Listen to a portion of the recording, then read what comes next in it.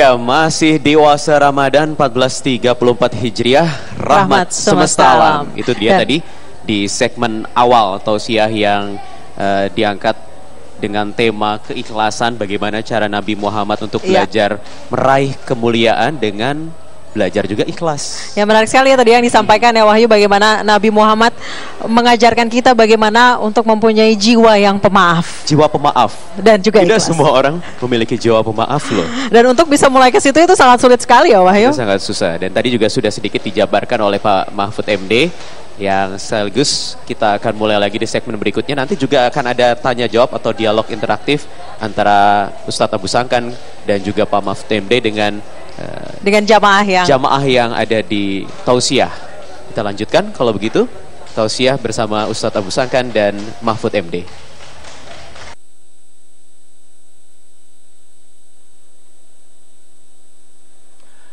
Pemirsa, kita masih di oase Ramadan, dan para ibu-ibu dan adik-adik yang hadir di Masjid Nursiah Daud Paloh ini, tadi saya sudah bercerita tentang kisah Akasah yang pernah mau mencambuk Nabi hanya karena ingin mencium perutnya yang dianggap membawa kemuliaan bersama Nabi karena selalu lapar. Dan intinya adalah soal bagaimana Nabi seorang besar pun mau minta maaf kepada yang anak buah atau kepada sahabat yang kedudukannya secara sosial politik lebih rendah. Nah, untuk ini saya undang Ustadz Abu Sangkan untuk memberikan bahasan agak lebih dalam tentang ini meskipun singkat. Silakan Ustadz, silakan. Sebenarnya Ustadz. Sudah dalam Pak Mahfuz. Kenapa?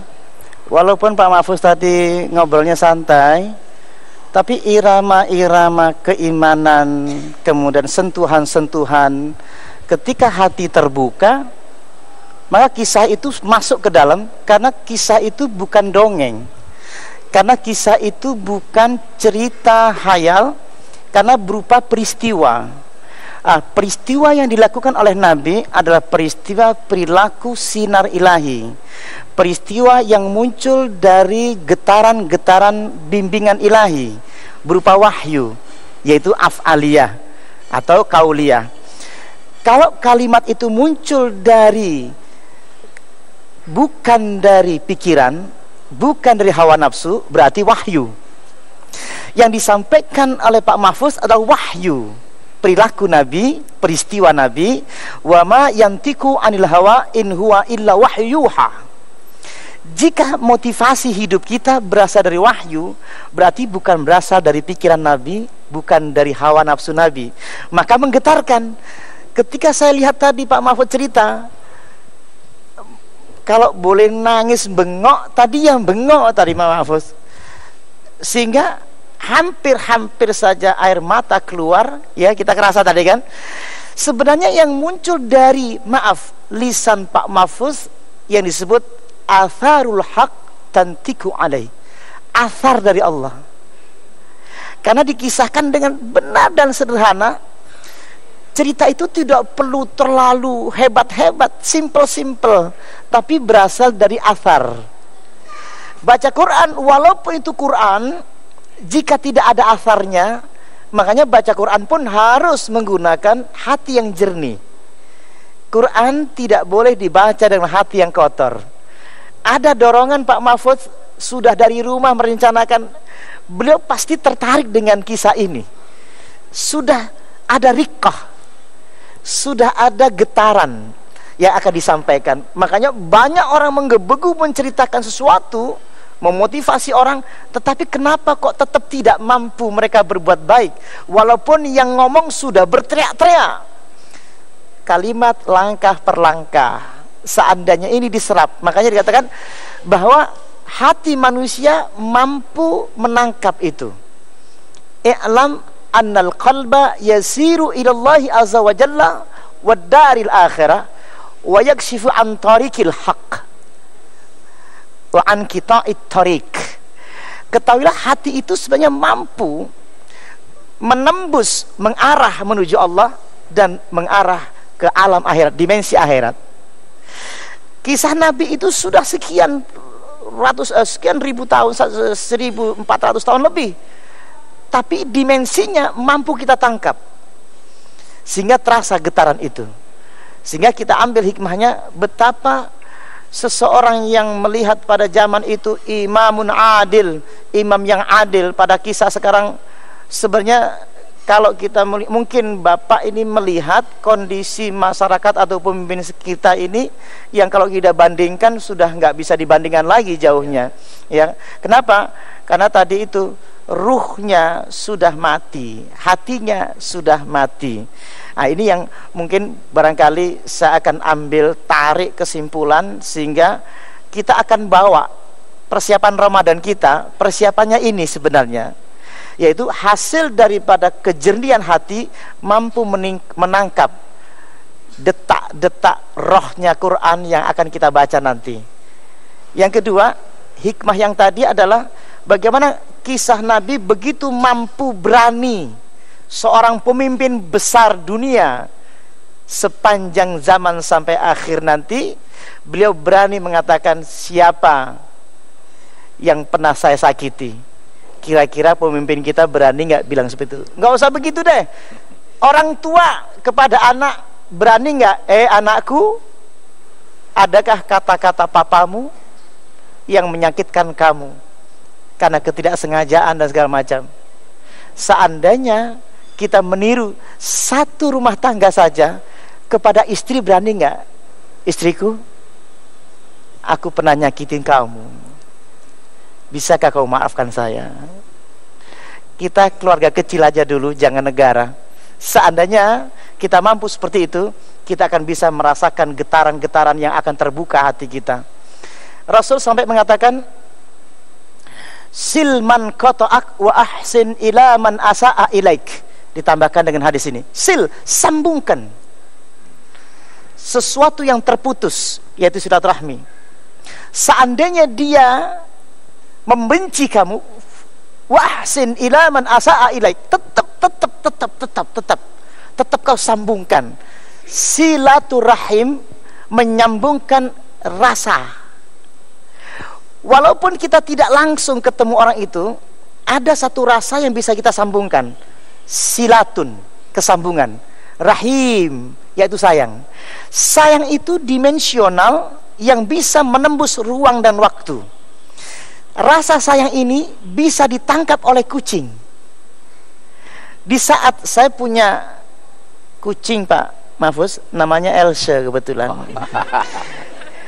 Si Elsa ini manja setiap hari, bukan sama saya justru. Justru yang merawat itu namanya Pak Darman. Saya yang punya, tapi saya salah sama dia. Sejak saya punya dia, saya kurang memberikan kasih sayang sama dia. Setiap hari Mas Darman itu ngasih makan. Terus setiap hari Pak Darman itu kulitnya agak hitam, kucingnya pun hitam. Aneh, ketika malam-malam dia naik motor, motornya hitam, pakai baju hitam. Si kucing, di sini ada saya, dia tidak pedulikan saya. Kucing Mas Darman itu naik motor, warnanya hitam, kulitnya hitam, nggak kelihatan, dan malam-malam gelap. Anehnya, kenapa si kucing kok tahu ada Pak Darman? Dia lari ngejar dia. Saya cemburu dong, gitu kan. Jadi apa yang saya rasakan? Kenapa? Setelah saya amati betapa sayang itu nembus ke batinnya kucing. Ternyata binatang, kata Allah, wa auha rabbuka ilan nahli. Ternyata wahyu bisa diturunkan ke dalam binatang itu. Jadi binatang bisa paham. Fa auha rabbuka ilan nahli, Allah memberikan wahyu kepada lebah itu dan bisa menangkap. Dan lebah itu bisa menciptakan rumahnya terbuat dari pulp, kayu yang dilumat-lumat, dan diukur secara konstruksinya heksagonal. Dan setelah itu dia tutup dengan malam, sehingga air tidak bisa jatuh. Kecerdasan yang diberikan Allah Subhanahu wa taala. Subhanallah. Baik, agar saudara-saudara yang ada di sini tidak kehilangan momentum yang baik ini, saya persilahkan kalau ada yang mau bertanya dulu dah. Siapa namanya?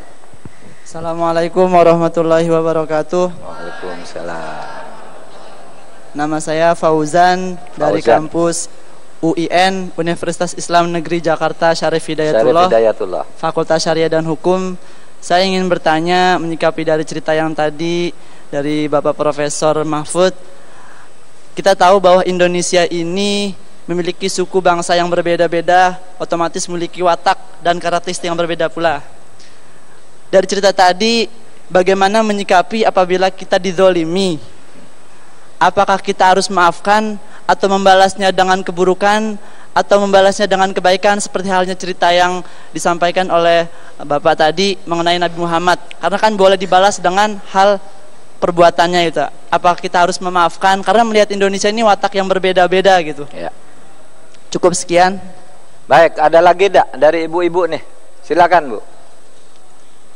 Assalamualaikum warahmatullahi wabarakatuh. Waalaikumsalam warahmatullahi wabarakatuh. Saya Ibu Hajah Mutia Isma dari Ibu Masjid Hajah Hajah Mutia Isma. Mutia Isma. Mutia.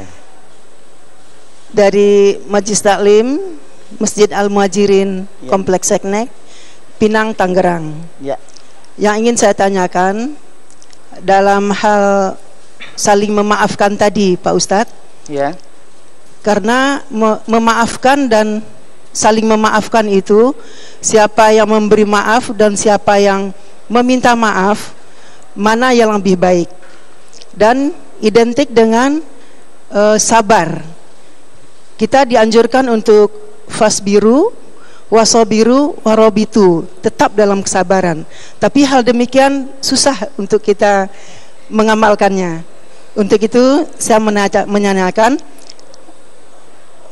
seperti apa tuntunan Islam itu dalam kita memberikan maaf dan meminta maaf. Demikian.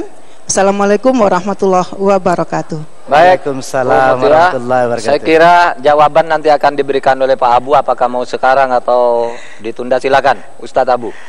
Baiklah, Mas Fauzan dan Bu Hajah Mutia, jawabannya setelah yang berikut ini, dan kita tetap di Oase Ramadan bersama Abu Sangkan.